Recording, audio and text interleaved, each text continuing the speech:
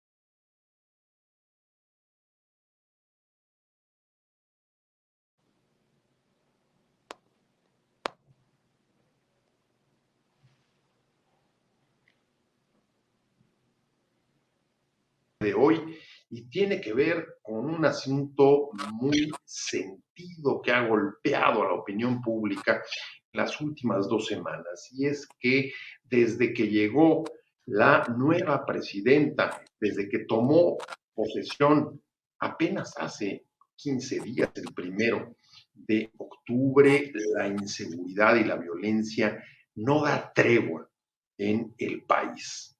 Hemos visto desde las masacres que se han producido de migrantes en el sureste, la narcoguerra que está desarrollándose en Sinaloa, así como la elevación de las espirales de violencia en Guanajuato, en Oaxaca hoy mismo, y qué decir del caso de Guerrero, donde fue asesinado el exalcalde de Chilpancingo en una muerte horrible y tremendamente impactante, porque fue decapitado después de tener una reunión con el crimen organizado. Apenas también la semana pasada, la presidenta Sheinbaum presentó con Omar García Harfuch, el responsable de la seguridad pública en su gobierno, el Plan Nacional de Seguridad. Vamos a entrarle a discutir el plan y este contexto en el que ha sido presentado de una verdadera ola que arrecia de violencia en el país. Y lo primero que uno se pregunta es, ¿qué significa? ¿Es un mensaje político? ¿Es el acomodo o los vacíos que se producen en la seguridad pública y en las instituciones políticas, en las transiciones, en los cambios de gobierno como el que estamos viviendo? ¿A qué se debe? ¿Cómo se explica? Y para entrarle a este tema, me da mucho gusto que esté con nosotros Armando Vargas, que es el coordinador de seguridad de México Evalúa. Al ratito se va a incorporar también con nosotros Pablo Ferri, es periodista del País, pero por lo pronto vamos arrancando tú y yo, Armando, un tema que es súper paradójico, porque por un lado no parece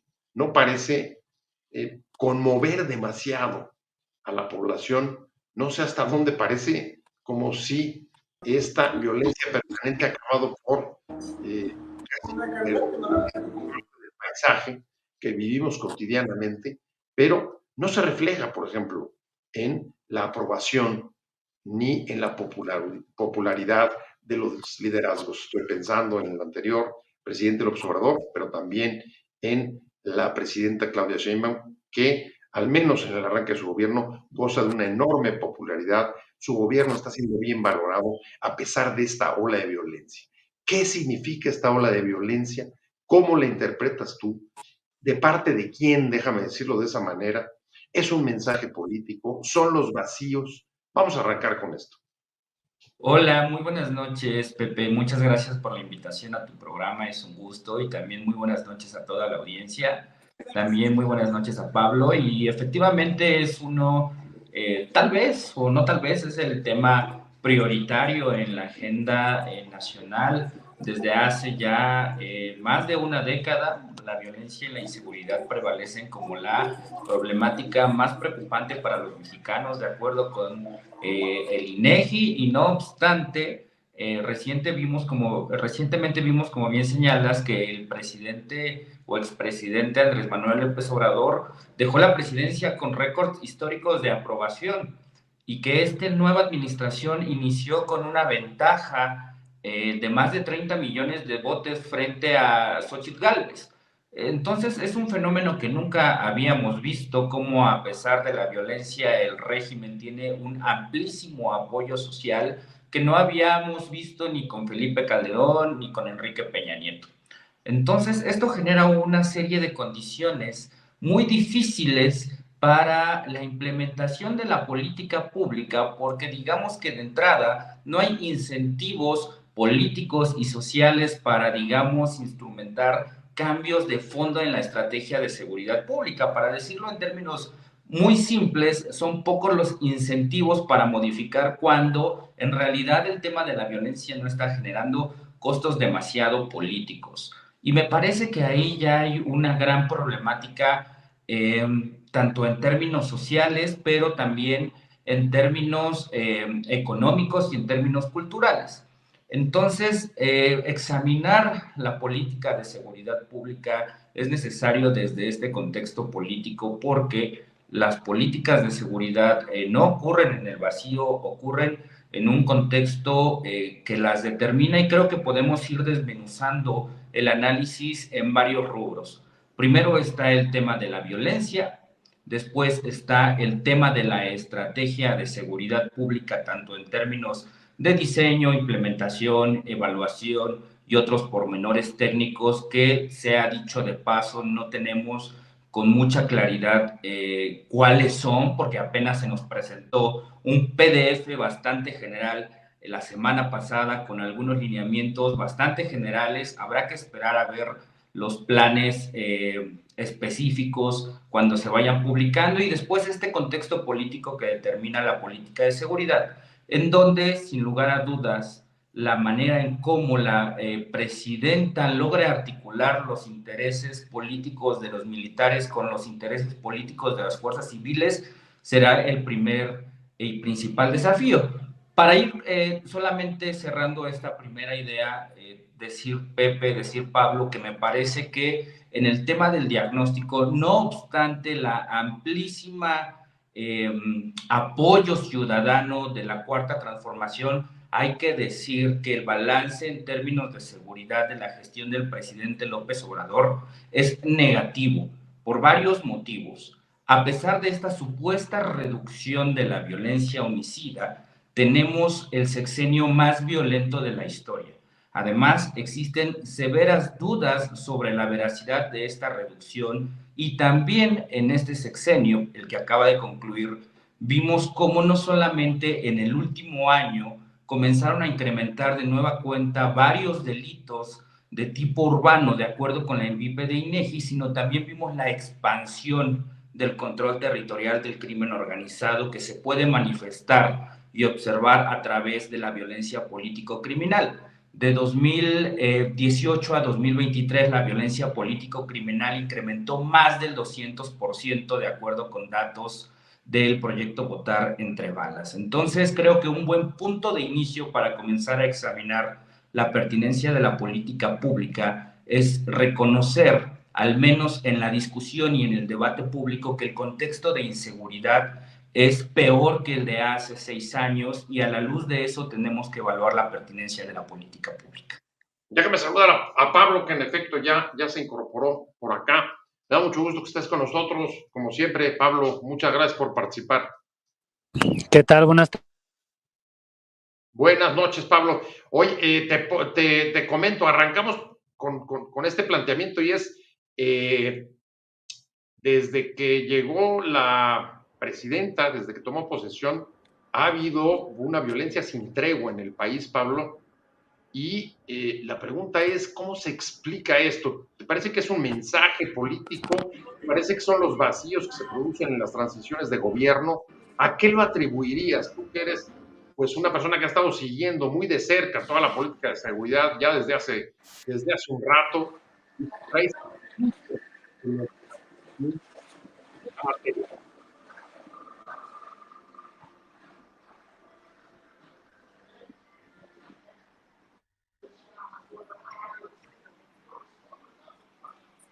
Parece que no está recibiendo, ¿verdad? ¿Tú lo escuchas, Armando?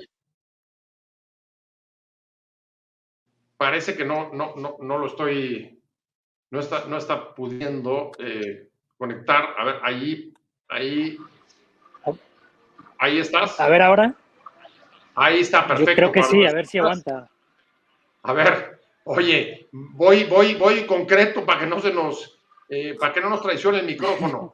A ver, ¿cómo explicas esta violencia sin tregua con la que ha recibido el crimen, las bandas, a la presidenta Sheinbaum desde que tomó posesión del cargo? ¿Es un mensaje político o son los vacíos que se producen en las transiciones? ¿O cuál es tu explicación? Pues ni siquiera diría que eso. Yo creo que más bien ahora nos tocó la ambulancia. A ver si nos pasa por aquí. Bueno, perdón, decía que responde, yo creo que a la inercia de las peleas de los grupos, de sus negocios y en el caso de Sinaloa, pues a la guerra civil en el cártel que lleva el mismo nombre, ¿no? Creo también que hemos vivido bastantes situaciones en que las Fuerzas Armadas han incurrido en excesos, vamos a utilizar ese eufemismo, como el caso de Chiapas la semana pasada, cuando mataron a 6 migrantes, dizque por equivocación, como ahora estos días en Nuevo Laredo, ¿no? Con la muerte a balazos de una mujer y una niña, una enfermera y una niña. Entonces, yo creo que al final estamos viendo un poco, resumido en pocos días, el tipo de situación a la que está enfrentándose el nuevo gobierno, ¿no? Ese es un poco el diagnóstico. O sea, que simplemente es un asunto del aterrizaje. Yo creo que sí, o sea, creo que al final no tiene demasiado que ver con el gobierno, ¿no? Vamos a darle unos meses de chance al nuevo equipo, empezando por García Harfuch, siguiendo por los secretarios de Defensa y Marina, y desde luego todo el aparataje de inteligencia que está tratando de poner en marcha el nuevo gobierno, empezando por el CNI, que entiendo que debe crecer, siguiendo por la Subsecretaría de Inteligencia e Investigación Policial, cuya creación fue anunciada hace unos días. Entonces vamos a ver de qué trata esto, vamos a ver si es apenas un lavado de cara de cosas que se han hecho anteriormente, quizá no en el gobierno que acabó, sino en anteriores incluso. Y partiendo de eso, pues veremos si vemos un cambio verdadero, ¿no? Lo bueno es que perdón. Te escucho, perdón. No, decía que, para acabar mi idea, decía que yo creo que es interesante pensar que, a diferencia de lo que ha ocurrido en otros gobiernos, el equipo que ahora encara el reto de incrementar la seguridad y acabar con los grandes focos rojos de violencia ha tenido éxito en trabajos anteriores, de verdad que en condiciones muy distintas, me refiero a la Ciudad de México, en el caso de García Harfuch y su equipo. Pero bueno, yo creo que es un buen preámbulo para no ponernos demasiado pesimistas, al menos de momento, ¿no? Yo sé que toda la polémica con la militarización de la Guardia Nacional estos años y cómo acabó eso en los últimos días del obradorato, no nos deja ser demasiado optimistas, en el sentido de que cosas que hemos visto que han fallado estos años pueden volver a ocurrir, y lo hemos visto este fin de semana en Nuevo Laredo. Pero bueno, es verdad también que las cifras de enfrentamientos y muertos en enfrentamientos en que está involucrado personal militar han bajado en los últimos 6 años. Entonces, bueno, démosle, digamos, los 100 días de gracia que merece cualquier nuevo equipo y a partir de ahí hablemos. De momento, muchos problemas.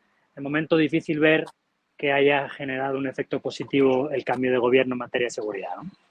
Para sumarte al debate con Armando, Pablo, decía él, y te paso su comentario, y es, a ver, es llamativo que a pesar de la violencia y de la preocupación que genera, de la problemática que está dentro de las más sentidas de la población, eso no se ha reflejado ni en la popularidad ni en la aprobación tanto del gobierno anterior como del arranque de este gobierno. Los dos gozan de una altísima popularidad y aprobación de sus gobiernos.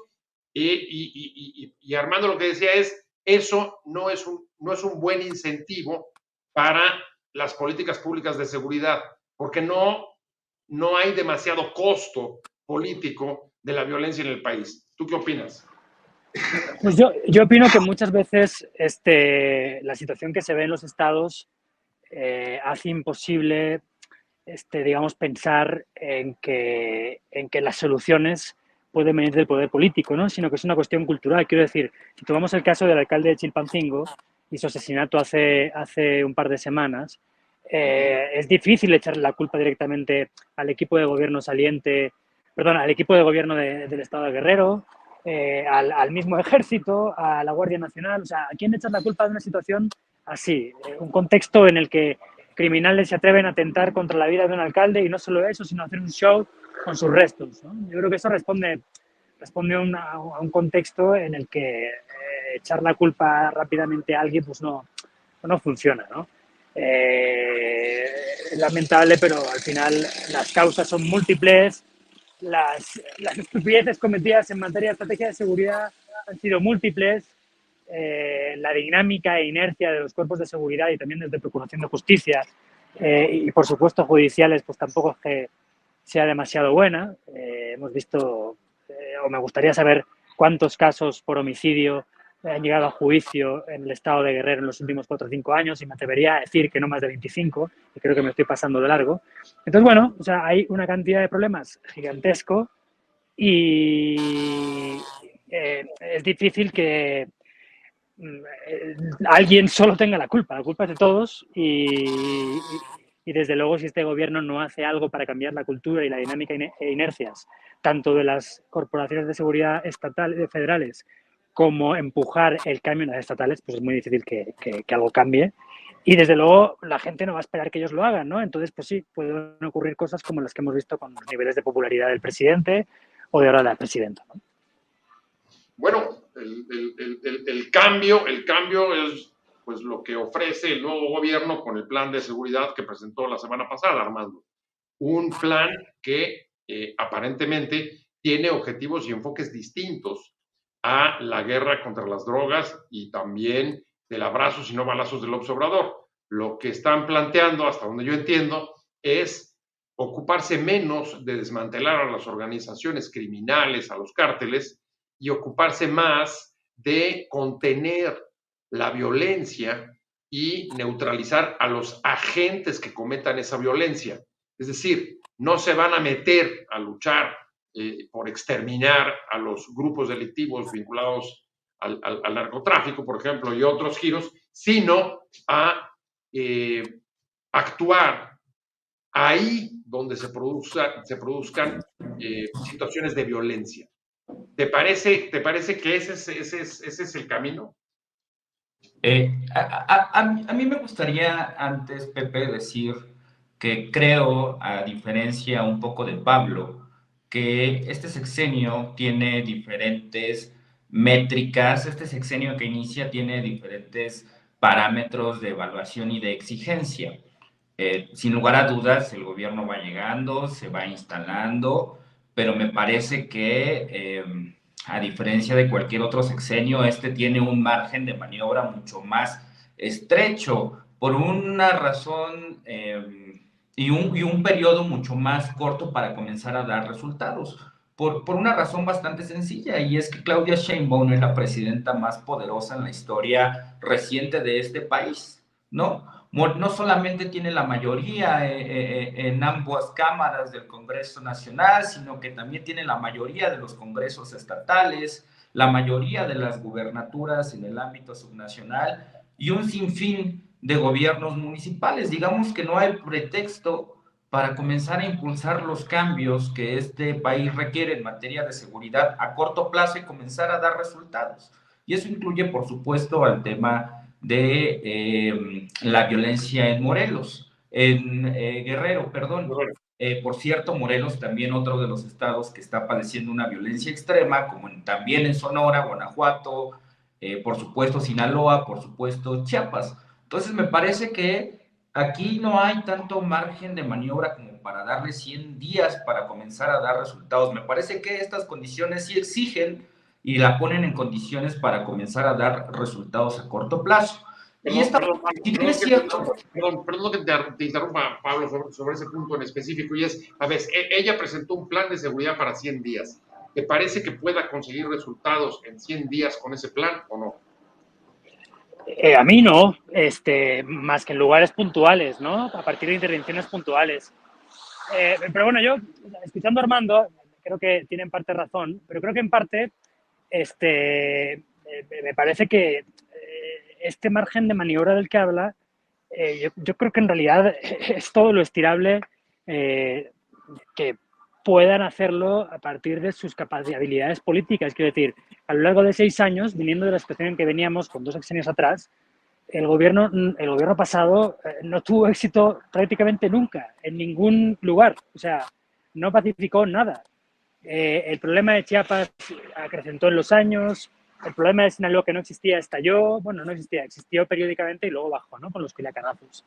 El problema de Ciudad Obregón en Sonora jamás bajó de lo que empezó, de lo que era el principio de su gobierno. Quiero decir, hay una cantidad de problemas que no se han resuelto en la esfera local, que al compararlo con los índices de popularidad finales de López Obrador, me hace pensar que, nos guste o no, la inseguridad tiene un impacto marginal en los índices de popularidad de los gobernantes, lo cual es muy peligroso, ¿no? Porque al final, pues ellos en gran parte, o no sé si en gran parte, pero en parte de sus decisiones se mueven por eso, ¿no?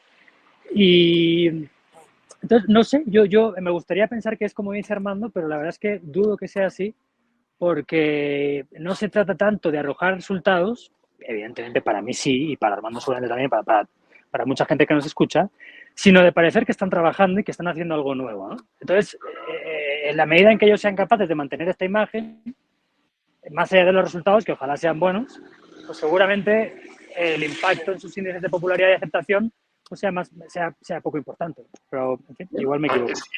Es que ahí hay una cosa que me llama la atención, y esto va para los dos, y es, a ver, el plan de seguridad que presentaron la semana pasada no trae ni un diagnóstico muy claro de la situación de la violencia y la inseguridad, pero tampoco hay un compromiso cuantitativo, medible, para saber qué significa dar resultados, si solamente es reducir delitos en todo el país o en los 6 estados donde se va a comenzar a operar el plan. No me queda claro. ¿A ti, Armando? Sí, primero me parece que el plan, uno podría difícilmente estar en contra de los grandes principios que plantea el plan, ¿no? Atención a las causas, consolidar la Guardia Nacional, el fortalecimiento de la inteligencia y la investigación y la coordinación entre los diferentes niveles de gobierno son elementos que en efecto son necesarios para la pacificación de México y de cualquier otro país. Eso siempre ha estado incluso presente en la agenda de los presidentes de la República desde hace muchos años, y en ese sentido el plan de seguridad de Claudia Sheinbaum es idéntico o muy similar al que planteó López Obrador. Ella lo ha hecho explícitamente expreso, también el secretario de Seguridad, sobre todo en lo que se refiere a la atención a las causas, pero también es muy parecido, prácticamente idéntico en ese sentido a lo que propuso Enrique Peña Nieto y también a lo que propuso en alguna medida Felipe Calderón. Entonces, digamos que en los grandes ejes estructuradores, en las grandes ideas, el plan de seguridad de la presidenta Sheinbaum es idéntico al que hemos visto en las últimas administraciones. Aquí la gran diferencia tendría que ser en el cómo se van a implementar estos mecanismos. Y en efecto, el plan no nos dice mucho más allá de algunos pincelazos. Por ejemplo, la intervención focalizada en 10 municipios de atención prioritaria, en ciertas entidades, la reducción del homicidio doloso centrado en los conflictos del crimen organizado. Una buena noticia también es que por fin se reconoce que este país padece severos problemas asociados a la delincuencia organizada, además del homicidio, como la extorsión y el cobro de piso. En fin, digamos que en términos estructurales, el plan es idéntico al que han venido implementándose a lo largo de los sexenios, y el elemento diferenciador tendría que estar en cómo se implementa. Algo que yo veo diferente en esta administración es el rol que puede tener la inteligencia como un elemento central para precisamente identificar, por ejemplo, a los generadores de violencia e ir desactivándolos, comenzar a entender las causas de las violencias a nivel regional a partir de la inteligencia, y de la mano de la Guardia Nacional comenzar a dar tiros de precisión. Ese puede ser un elemento diferenciador importante. Sin embargo, aquí el reto mayúsculo, insisto, tiene que ver más allá de lo técnico con lo político. ¿Cómo va a ser la presidenta Xiomara García Harfuch para articular los intereses de la agenda civil con los intereses de unos militares que, a diferencia de hace 6 años, hoy están mucho más empoderados a nivel político, a nivel económico y a nivel social, y que tienen sus propios cuerpos de inteligencia y su propia agenda política? Me parece que ahí hay un reto importante.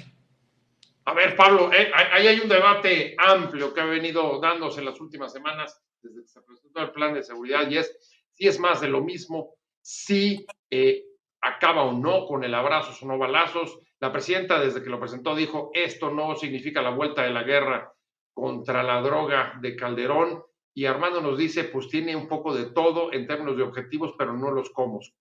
Ahí ve diferencias. ¿Qué hay de nuevo y qué hay de permanente ahí?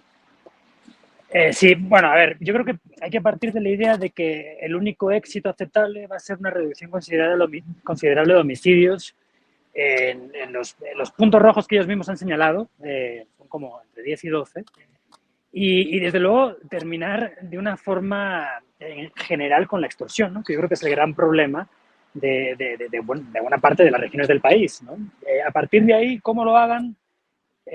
Pues va a ser un poco la pregunta de este primer año, yo creo, ¿no? O sea, en la Ciudad de México, desde luego, no han tenido que lidiar con un problema como el que existe, me refiero a la extorsión, en Guerrero, en Chiapas, en Michoacán, ¿no?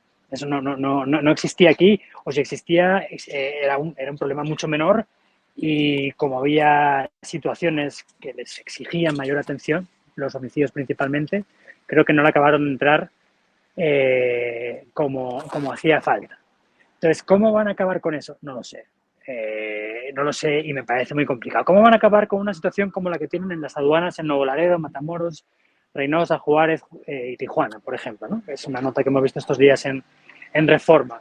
Tampoco lo sé, pero es que es un reto importantísimo. O sea, ¿cómo acabas con grupos criminales poderosamente armados cuya economía está súper diversificada y que trasciende desde hace ya mucho tiempo el tráfico de drogas internacional, y que han desarrollado un savoir-faire de diferentes campos, como la extorsión a empresarios transnacionales que importan o exportan cosas, y que se la saben muy bien, ¿no? Pues ahí hay que ver qué capacidad tiene el nuevo CNI que maneja o va a manejar uno de los colaboradores de García Harfuch en Ciudad de México, Francisco Maza Marosio, y en qué consiste esta subsecretaría de Inteligencia e Investigación Policial. O sea, ¿es otro cuento chino como el que nos contaron en los años de Calderón, o en verdad es gente preparada y con disposición a llevar a cabo su trabajo? No sé.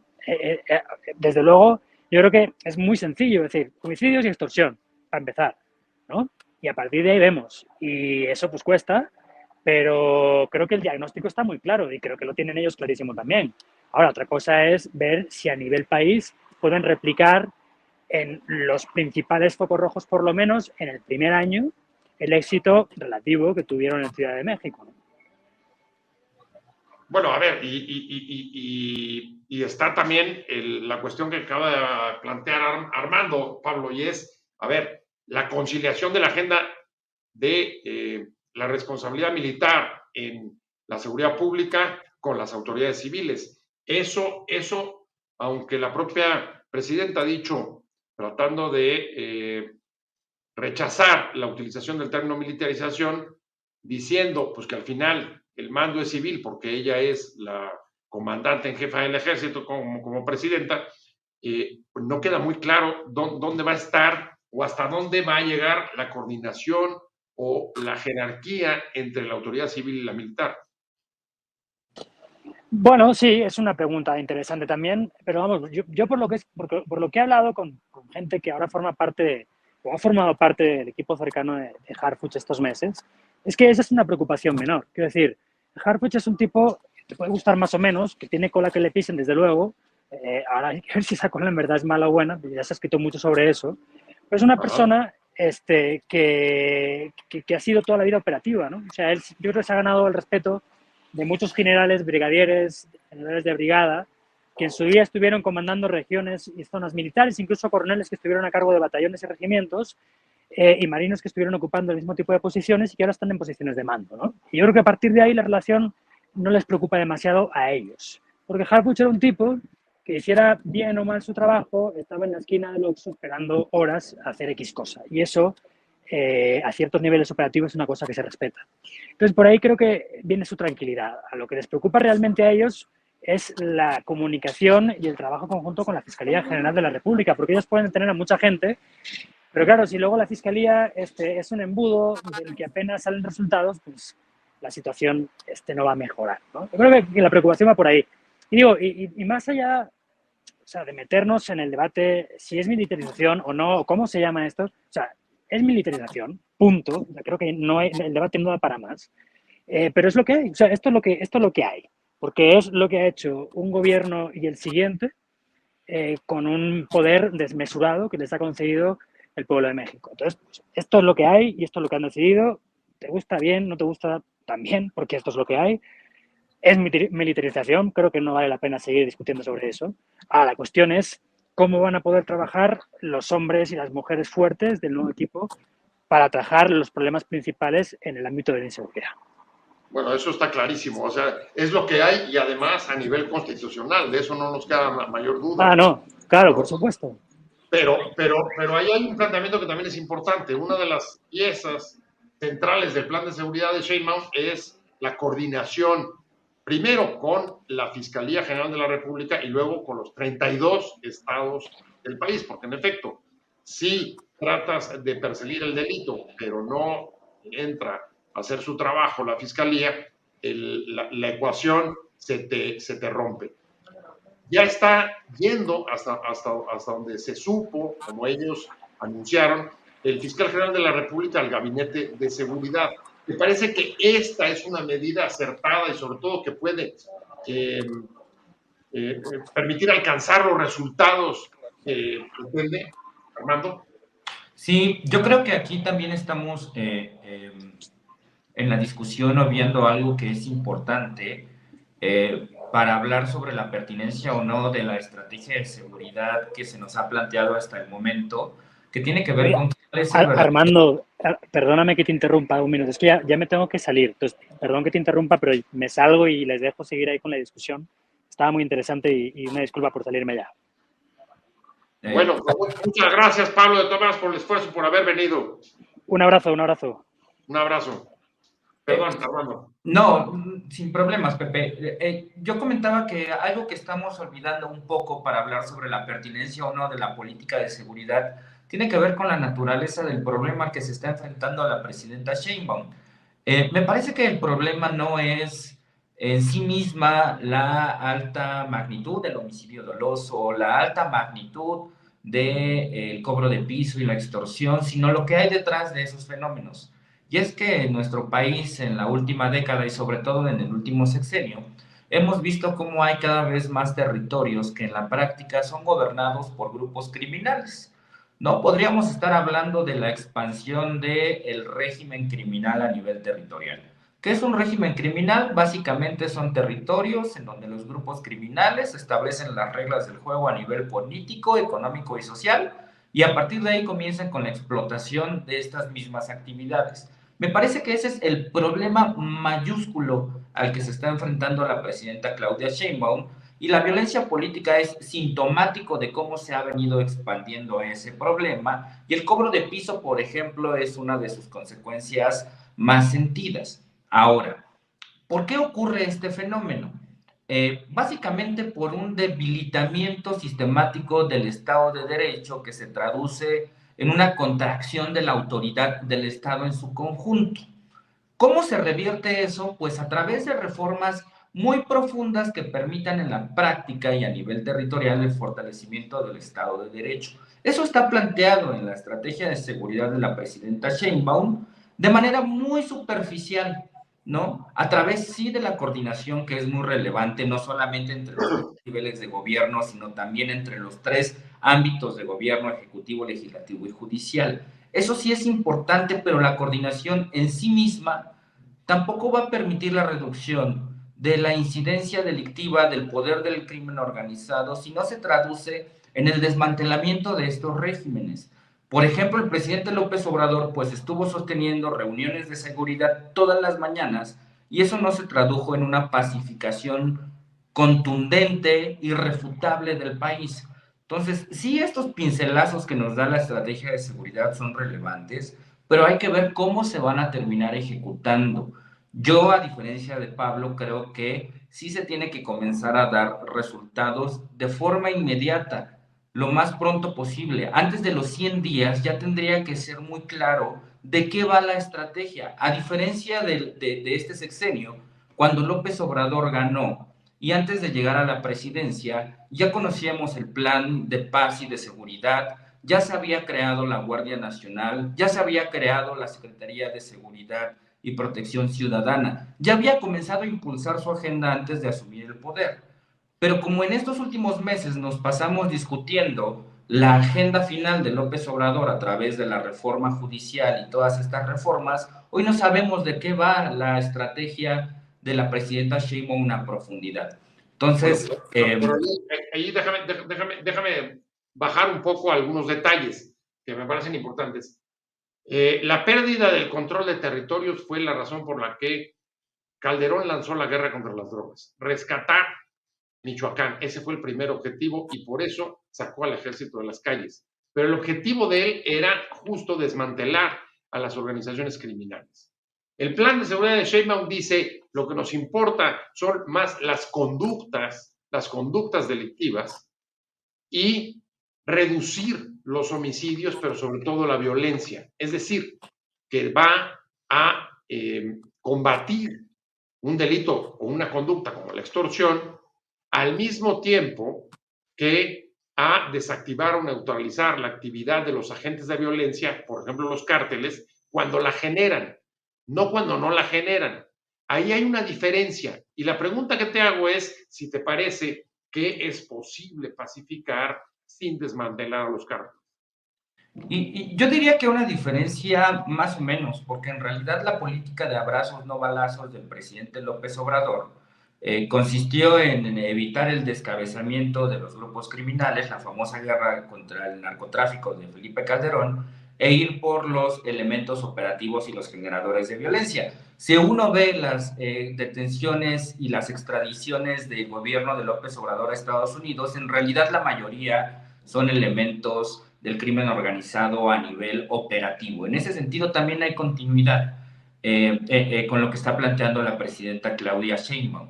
Yo creo que aquí son cosas diferentes el tema de la violencia homicida y el tema del cobro de piso. La violencia homicida tiende a surgir cuando se están formando estos controles territoriales, ¿no? Cuando hay grupos disputándose el poder, disputándose las redes de protección, disputándose los mercados criminales. Es lo que estamos viendo hoy, por ejemplo, en Sinaloa, ¿no? Donde dos facciones del antiguo cártel de Sinaloa, que ya ha pasado o que se ha extinguido con esta gran escisión, pues está generando una violencia incesante que no se había visto en el último año en Sinaloa. Ese es un tipo de problema. Y otro tipo de problema tiene que ver con el cobro de piso, la extorsión y otras actividades de explotación por parte del crimen organizado que ocurren una vez que ya se ha instaurado el poder criminal a nivel territorial. Son dos problemas diferentes que requieren de abordajes diferenciados. Ahora bien, ¿es posible reducir la violencia, contestando a tu pregunta, Pepe, a través de la detención de los elementos o generadores de violencia?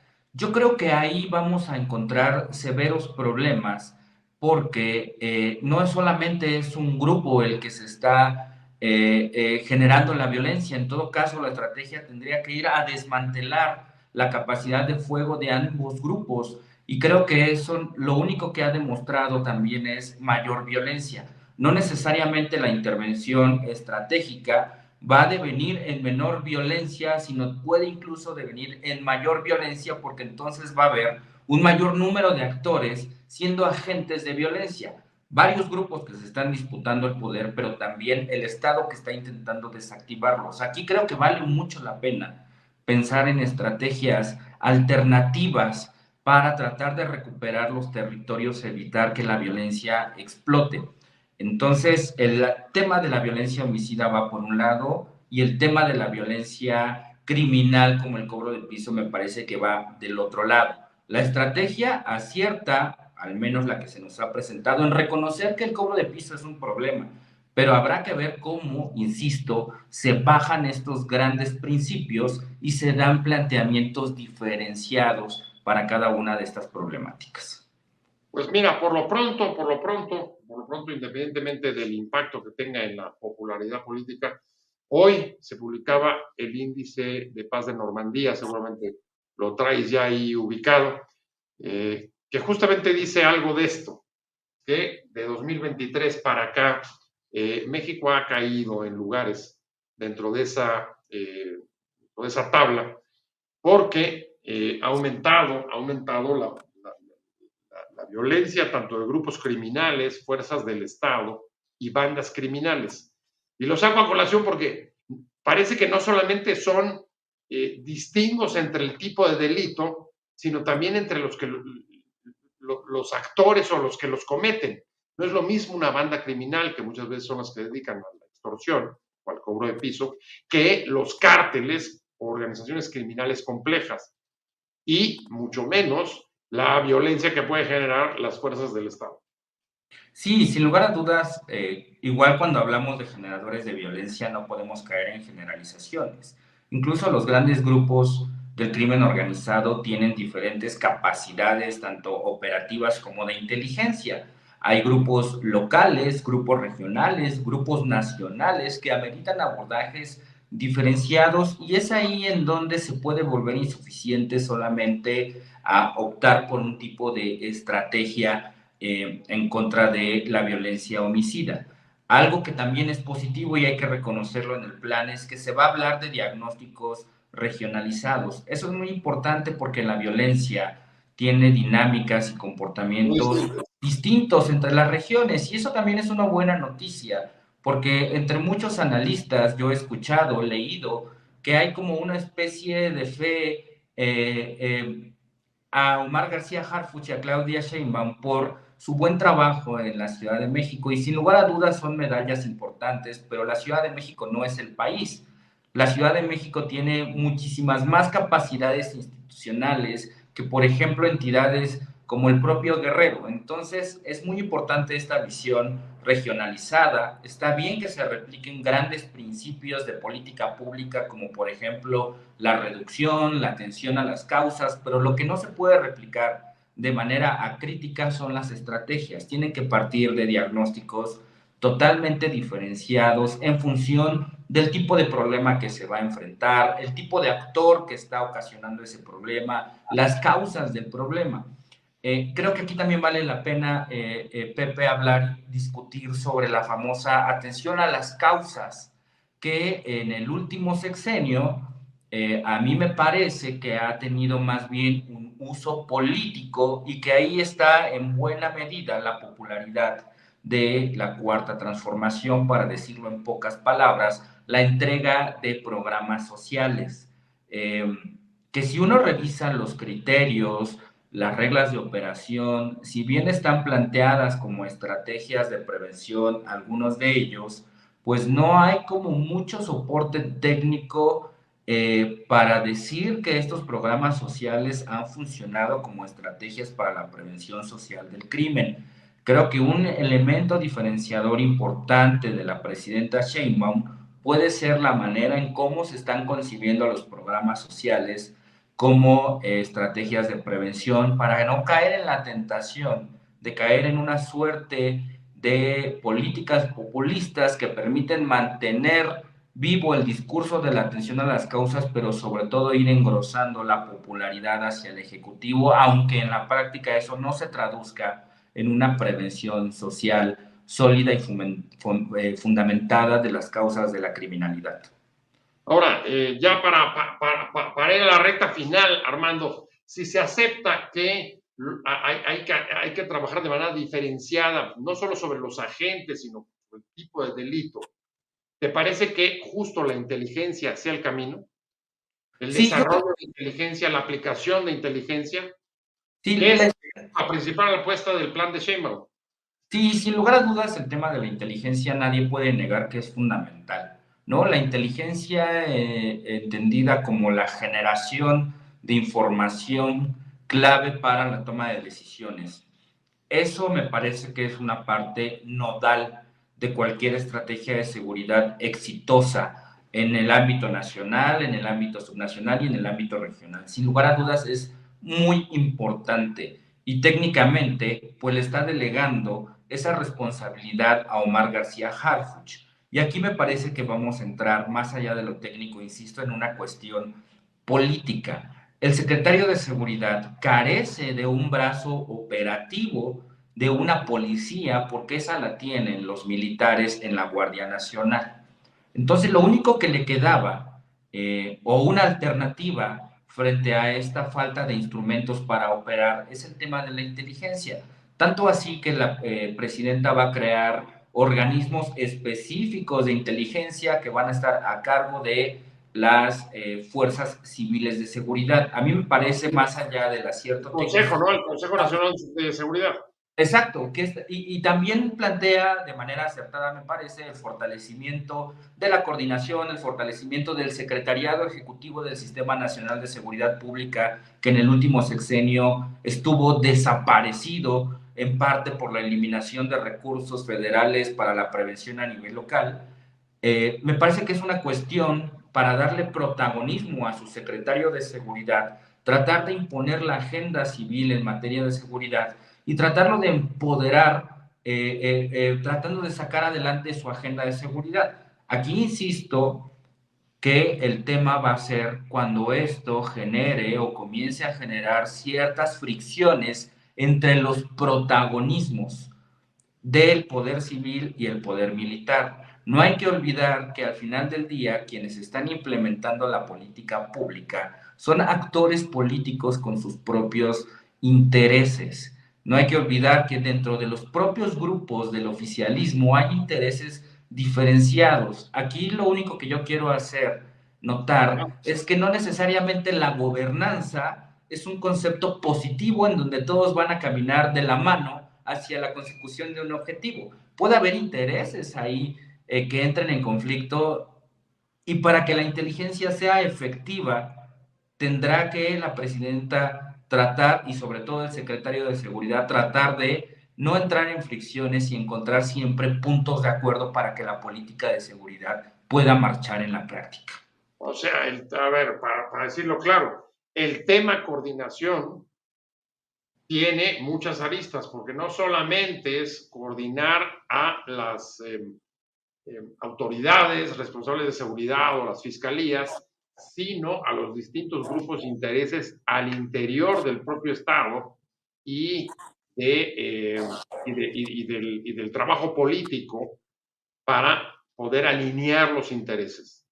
Sí, para decirlo claro, de eso se trata. La política de seguridad pública va a consistir, el éxito de la política de seguridad pública va a consistir básicamente en la capacidad que tengan los actores para alinear sus intereses.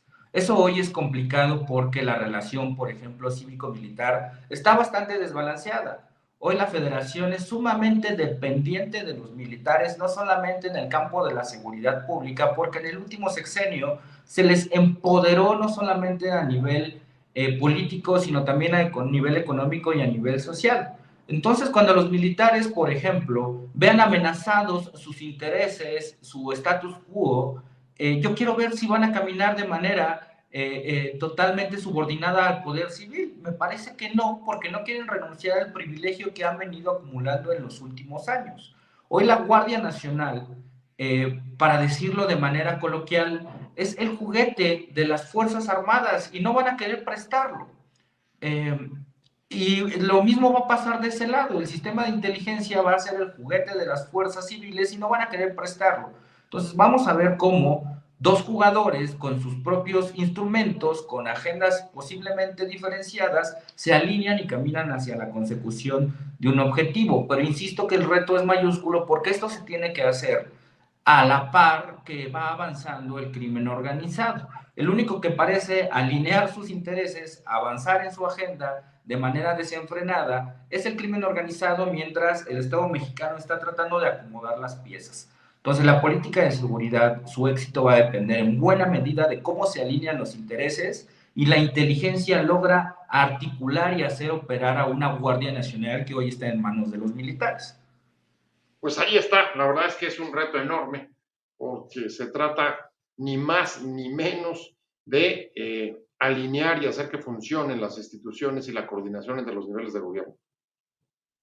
Sí, es un reto fundamental porque es alinear intereses diversos y la política, si bien puede entenderse como esta actividad colectiva para gestionar el conflicto social, pues es una actividad en donde están involucrados intereses que muchas veces son contradictorios y que en sendas ocasiones frenan la implementación de políticas. Hoy al menos la presidenta Sheinbaum llega con un poder que nunca habíamos visto en la historia reciente de este país y esperemos que eso le alcance para comenzar a alinear los intereses y comenzar a recuperar los territorios. De entrada, a mí me parece que tampoco va a ser tan fácil, porque si la presidenta más poderosa en la historia de este país no ha sido capaz de en estos primeros días exhibir mano dura en contra de los abusos militares, llevar a la justicia a los asesinos del presidente José Arcos y del presidente y de todos los funcionarios que han sido agredidos en estos últimos días. Me parece que ese no es un buen indicador ni un buen síntoma de lo que nos espera en los próximos meses. Esperemos que este gran poder que tiene la presidenta se traduzca rápido en la alineación de intereses, la definición de esquemas de intervención, la elaboración de diagnósticos y comencemos a observar una reducción en los indicadores de violencia, no solamente la homicida, sino también en otros indicadores de crímenes que afectan cotidianamente a la población, como estos robos, como las lesiones, como las amenazas, como los fraudes que en el último año han visto incrementar de manera notable su incidencia, Pepe.